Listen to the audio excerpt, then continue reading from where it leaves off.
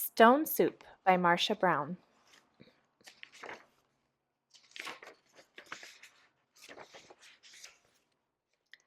Three soldiers trudged down a road in a strange country. They were on their way home from the wars.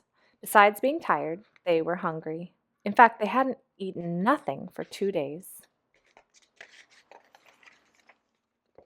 "How I would like a good dinner tonight," said the first.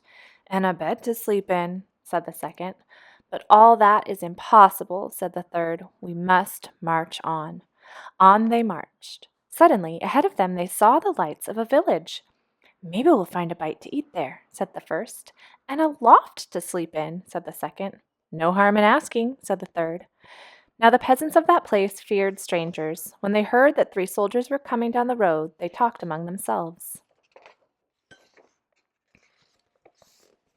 "Here come three soldiers. Soldiers are always hungry, but we have little enough for ourselves." And they hurried to hide their food. They pushed sacks of barley under the hay in the lofts. They lowered buckets of milk down the wells. They spread old quilts over the carrot bins. They hid their cabbages and potatoes under the beds. They hung their meat in the cellars. They hid all they had to eat. Then they waited. The soldiers stopped first at the house of Paul and Francois. "Good evening to you," they said. "Could you spare a bit of food for three hungry soldiers?" "We have had no food for ourselves for 3 days," said Paul. Francois made a sad face. "It has been a poor harvest." The three soldiers went on to the house of Albert and Louise. "Could you spare a bit of food, and have you some corner where we could sleep for the night?" "Oh, no," said Albert. "We gave all we could spare to soldiers who came before you." "Our beds are full," said Louise. At Vincent and Marie's, the answer was the same. It had been a poor harvest, and all the grain must be kept for seed. So it went all through the village. Not a peasant had any food to give away. They all had good reasons. One family had used the grain for feed. Another had an old sick father to care for. All had too many mouths to fill. The villagers stood in the street and sighed.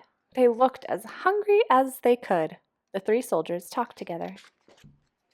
Then the first soldier called out, "Good people!" The peasants grew near. "We are three hungry soldiers in a strange land. We have asked you for food, and you have no food. Well then, we'll have to make stone soup." The peasants stared. Stone soup? That would be something to know about.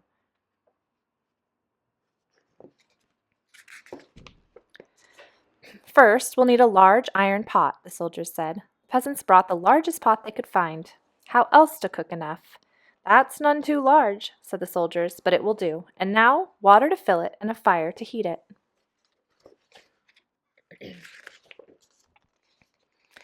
It took many buckets of water to fill the pot. A fire was built on the village square, and the pot was set to boil.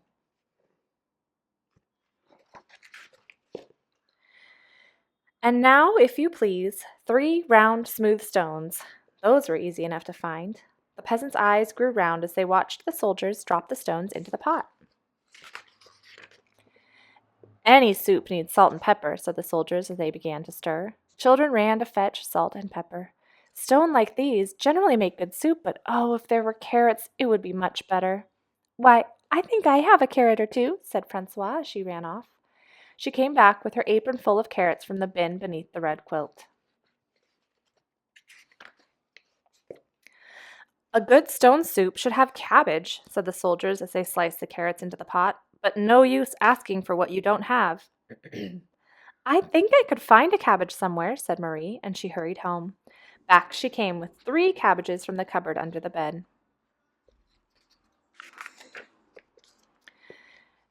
"If we only had a bit of beef and a few potatoes, this soup would be good enough for a rich man's table." The peasants thought that over. They remembered their potatoes and the sides of beef hanging in the cellars. They ran to fetch them.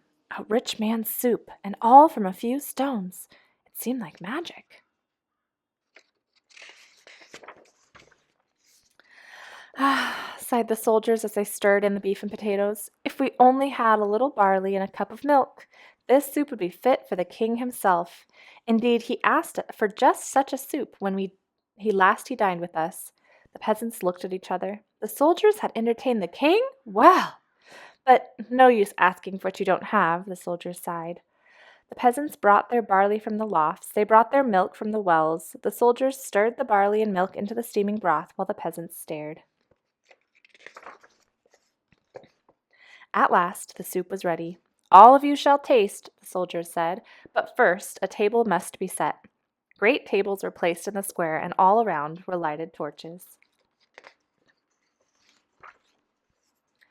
Such a soup! How it smelled! Truly fit for a king. But then the peasants asked themselves, would not such a soup require bread, and a roast, and cider? Soon a banquet was spread, and everyone sat down to eat.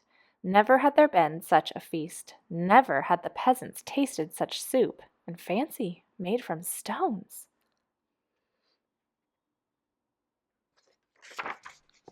They ate and drank, and ate and drank, and after that they danced. They danced and sang far into the night. At last they were tired. Then the 3 soldiers asked, "Is there not a loft where we could sleep?"